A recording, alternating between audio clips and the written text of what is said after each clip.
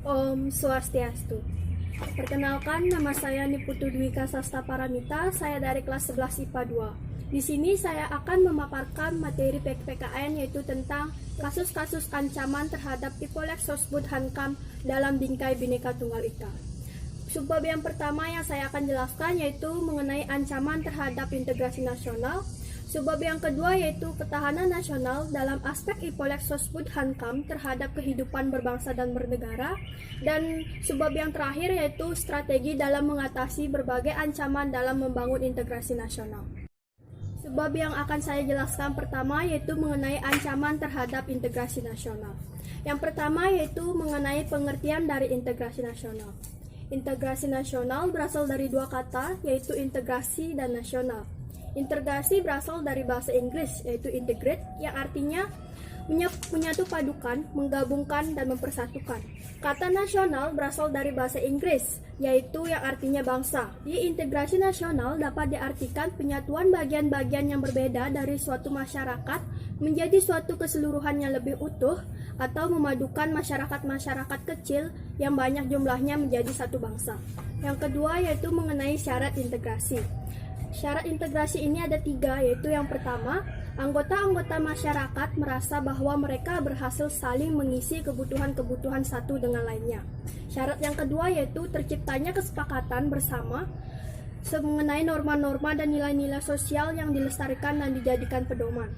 Dan syarat yang ketiga yaitu norma-norma dan nilai-nilai sosial dijadikan aturan baku dalam melangsungkan proses integrasi nasional tersebut. Sebagaimana yang kalian ketahui, posisi silang Indonesia terdiri dari 2 aspek. Yang pertama yaitu aspek kewilayahan dan yang kedua yaitu aspek-aspek kehidupan sosial. Dalam aspek kewilayahan, Indonesia dilewati oleh garis khatulistiwa.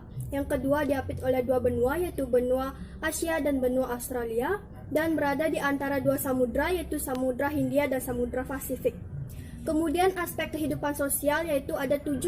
Yang pertama yaitu mengenai penduduk Indonesia, di mana penduduk Indonesia ini berada di daerah berpenduduk padat di utara yaitu negara Tiongkok dan India, dan daerah berpenduduk yang jarang di selatan yaitu di negara Australia. Yang kedua yaitu tentang ideologi Indonesia, di mana ideologi Indonesia ini berada di antara komunisme di utara yaitu yang dianut oleh negara Tiongkok dan demokrasi liberalisme di selatan yang dianut oleh negara Australia. Yang ketiga yaitu demokrasi Pancasila. Demokrasi Pancasila ini berada di antara demokrasi rakyat di utara yaitu yang dianut oleh negara Tiongkok dan demokrasi liberal di selatan yaitu yang dianut oleh negara Australia. Yang keempat yaitu ekonomi Indonesia. Ekonomi Indonesia berada di antara sistem ekonomi sosialis di utara yaitu yang dianut oleh negara Tiongkok dan sistem demokrasi kapitalis di selatan yang dianut oleh negara Australia. Kemudian ada masyarakat Indonesia. Masyarakat Indonesia berada di antara masyarakat sosialis di utara yaitu yang dianut oleh negara Tiongkok dan masyarakat individualis di selatan yaitu yang dianut oleh negara Australia. Kemudian ada kebudayaan Indonesia. Kebudayaan Indonesia berada di antara kebudayaan timur di utara yaitu yang dianut oleh negara Tiongkok, India, Malaysia, Jepang, dan Brunei Darussalam. Dan kebudayaan barat di selatan yang dianut oleh negara Australia. Kemudian aspek yang terakhir yaitu sistem pertahanan dan keamanan Indonesia. Sistem keamanan dan pertahanan Indonesia ini berada di antara sistem pertahanan kontinental di utara yaitu yang dianut oleh negara Brunei Darussalam, Tiongkok, India, dan Bangladesh. Sedangkan sistem pertahanan maritim di barat, selatan, dan timur yaitu yang dianut oleh negara Inggris, Amerika Serikat di barat, Australia, New Zealand di selatan dan timur leste, dan Papua Nugini di timur. Nah, posisi silang Indonesia di atas merupakan sebuah potensi sekaligus ancaman bagi integrasi nasional bangsa Indonesia. Materi yang selanjutnya yaitu mengenai ancaman terhadap Ipolek Sosbud Hankam. Ancaman di sini adalah setiap usaha dan kegiatan baik dari dalam negeri maupun luar negeri yang dinilai membahayakan kedaulatan negara, keutuhan wilayah, dan keselamatan segenap bangsa Indonesia. Ancaman di sini dibedakan menjadi 2 yaitu ancaman militer dan ancaman non-militer. Yang pertama yaitu ancaman di bidang ideologi. Ancaman di bidang ideologi ini ada 2 yaitu masuknya paham komunisme yaitu Paham yang asas ketuhanannya menganut ateisme, yang berarti tidak mempercayai adanya Tuhan. Hal ini bertentangan dengan Pancasila pada sila pertama. Yang kedua yaitu masuknya paham liberalisme. Paham liberalisme ini mengedepankan nilai-nilai kebebasan dan tidak terlalu memandang nilai dan norma yang menekankan pada aspek kebebasan individual. Di Indonesia sendiri secara tegas menolak paham komunisme. Akibatnya, pengaruh komunisme dapat dikatakan tidak dirasakan oleh bangsa Indonesia.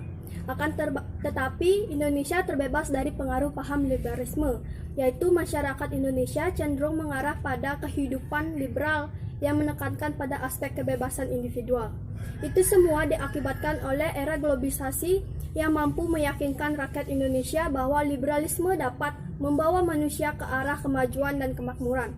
Dari ideologi liberalisme yang diambil oleh orang Indonesia itu malahan yang negatifnya, contohnya cara berpakaian, gaya hidup, dan sikap individual. Yang kedua adalah ancaman di bidang politik. Ancaman di bidang politik dapat bersumber dari luar negeri maupun dari dalam negeri. Yang pertama yaitu dari luar negeri. Contohnya yaitu provokasi politik. Provokasi yang disampaikan secara langsung ataupun tidak langsung yang merupakan tantangan atau pancingan kepada lawan politik yang bertujuan untuk memanas-manasi lawan, untuk menjatuhkan citra lawan politik, serta untuk meningkatkan kandidat. Yang ancaman di bidang politik yang kedua yaitu dari dalam negeri. Contohnya yaitu separatisme. Separatisme adalah suatu gerakan yang bertujuan untuk mendapatkan kedaulatan dan memisahkan suatu wilayah atau kelompok manusia dari satu sama lain. Ancaman yang ketiga adalah ancaman di bidang ekonomi. Ekonomi suatu negara tidak bisa berdiri sendiri karena pengaruh globalisasi, dan tidak ada lagi kebijakan ekonomi tertutup dari pengaruh negara lainnya. Globalisasi perekonomian mengharuskan penghapusan seluruh batasan dan hambatan terhadap arus modal, barang, dan jasa. Dan itu dapat membuka peluang bagi pengusaha asing untuk membuka peluang pasar produk dari dalam negeri ke pasar internasional secara kompetitif. Contoh dari ancaman ekonomi ini yang pertama, Indonesia akan kedatangan oleh barang-barang dari luar negeri dengan adanya perdagangan bebas yang tidak mengenal adanya batas-batasan negara. Hal ini mengakibatkan semakin terdesaknya barang-barang lokal, terutama yang tradisional karena kalah saing dengan barang-barang dari luar negeri. Contohnya adalah seperti ini. Yang kedua yaitu terjadinya inflasi karena negara melakukan perdagangan bebas di mana ada kenaikan harga di luar negeri yang akan berdampak bagi suatu negara. Ancaman yang keempat adalah ancaman di bidang sosial budaya. Ancaman di bidang sosial dan budaya ini dibedakan menjadi dua, yaitu ancaman dari dalam negeri dan ancaman dari luar negeri. Ancaman dari dalam negeri berupa isu-isu kemiskinan, kebodohan, keterbelakangan, dan ketidakadilan dapat menimbulkan permasalahan seperti yang pertama, premanisme, yang kedua, separatisme, yang ketiga, terorisme, dan yang keempat, kekerasan. Ancaman sosial budaya dari luar negeri yaitu timbul dari pengaruh globalisasi seperti yang pertama, munculnya gaya hidup konsumtif dan selalu mengkonsumsi barang-barang dari luar negeri. Yang kedua, adanya sikap individualisme, yaitu mementingkan diri sendiri serta memandang orang lain itu tidak ada dan tidak bermakna. Ancaman yang kelima adalah ancaman di bidang pertahanan dan keamanan. Ancaman di bidang pertahanan dan keamanan ini ada dari luar negeri, ada imigrasi ilegal, ada penyelundupan senjata api, ada pembajakan potensi laut Indonesia seperti pencurian ikan. Yang keempat ada spionase, yaitu kegiatan pengintaian atau memata-matai untuk mengumpulkan informasi mengenai sebuah organisasi atau lembaga yang dianggap rahasia.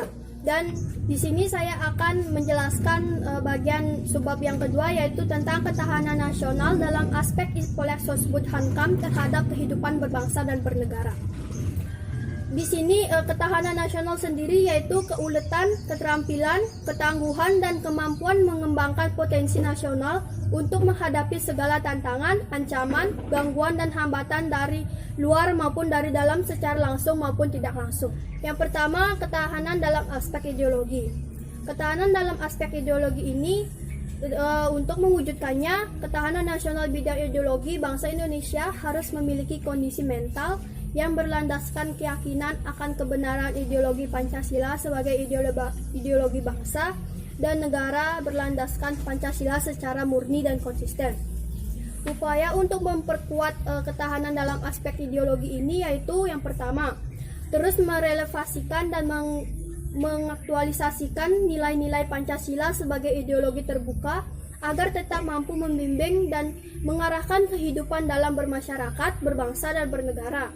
Yang kedua yaitu terus mengembangkan dan menanamkan sesanti Bhinneka Tunggal Ika dalam masyarakat yang majemuk sebagai upaya untuk selalu menjaga persatuan dan kesatuan bangsa. Ketahanan nasional yang kedua yaitu ketahanan dalam aspek politik, di mana untuk mewujudkan ketahanan nasional di bidang politik ini, bangsa Indonesia harus menerapkan kehidupan politik bangsa yang sehat, dinamis, dan mampu memelihara stabilitas politik.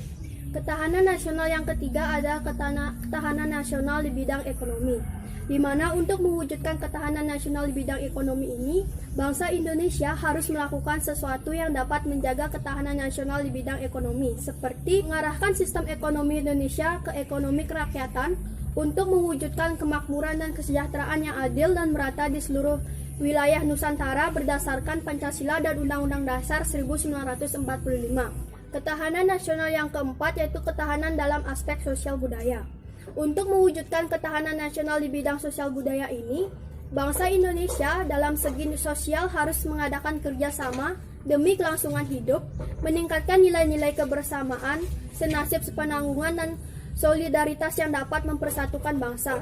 Dan dari segi budaya, harus meningkatkan sistem nilai yang merupakan hasil cipta, rasa, dan karsa yang menumbuhkan gagasan-gagasan utama dan menjadi kekuatan pendukung dalam menggerakkan kehidupan. Ketahanan nasional yang kelima yaitu ketahanan dalam aspek pertahanan dan keamanan. Untuk mewujudkan ketahanan nasional di bidang pertahanan dan keamanan, bangsa Indonesia harus menyusun, mengerahkan, dan menggerakkan seluruh potensi nasional termasuk kekuatan masyarakat di seluruh bidang kehidupan nasional secara terintegrasi dan terkoordinasi melalui secara aktif ikut dalam sistem pertahanan dan keamanan rakyat semesta yang disebut dengan Sishankam Rata dan meningkatkan kesadaran bela negara seluruh rakyat. Materi subbab yang ketiga yaitu tentang strategi dalam mengatasi berbagai ancaman dalam membangun integrasi nasional. Strategi yang pertama yaitu strategi mengatasi ancaman di bidang ideologi. Strateginya yaitu menumbuhkan rasa nasionalisme pada generasi muda melalui pembelajaran kewarganegaraan. Yang kedua, menerapkan paham Pancasila dalam segala aktivitas berbangsa dan bernegara. Dan yang ketiga yaitu ikut serta membela dan menjaga keutuhan bangsa Indonesia. Strategi yang kedua yaitu strategi mengatasi ancaman di bidang politik. Untuk mengatasi ancaman internal berupa korupsi dan konflik SARA, dan ancaman eksternal berupa terorisme dan negara lain yang ikut campur masalah internal Indonesia yaitu dengan cara yang pertama, mengembangkan dan meningkatkan demokrasi politik. Yang kedua, mengaktifkan masyarakat sipil dalam area politik. Yang ketiga, menekan supremasi hukum. Yang keempat, yaitu memperkuat posisi Indonesia dalam kancah politik internasional. Strategi yang ketiga yaitu strategi mengatasi ancaman di bidang ekonomi. Itu ada pengangguran, di mana strategi untuk menghilangkan pengangguran ini yaitu dengan mendorong kemajuan pendidikan, terus memenuhi serta mengasah keterampilan dalam rangka peningkatan latihan kerja, terus meningkatkan dan memperbaiki kewirausahaan, dan terus mendorong terbentuknya segala bentuk kesempatan usaha-usaha informal. Kedua yaitu tentang inflasi. Dalam inflasi ini kita bisa dengan meningkatkan kebijakan moneter, kebijakan fiskal, kebijakan non-moneter, dan kebijakan dalam menekan tingkat upah. Strategi yang keempat yaitu strategi mengatasi ancaman di bidang sosial budaya. Strategi yang dapat dilakukan adalah dengan memelihara keseimbangan dan keselarasan fundamental dengan menggunakan ajaran Trihita Karana, yaitu keseimbangan antara manusia dengan alam semesta, manusia dengan manusia, dan manusia dengan Tuhan. Strategi yang kelima yaitu strategi mengatasi ancaman di bidang pertahanan dan keamanan. Pada strategi mengatasi ancaman di bidang pertahanan dan keamanan ini terdapat pada pasal 30 ayat 1 sampai pasal 30 ayat 5 Undang-Undang Dasar Negara Republik Indonesia tahun 1945, yaitu yang pertama, tiap-tiap warga negara berhak dan wajib ikut serta dalam usaha pertahanan dan keamanan negara.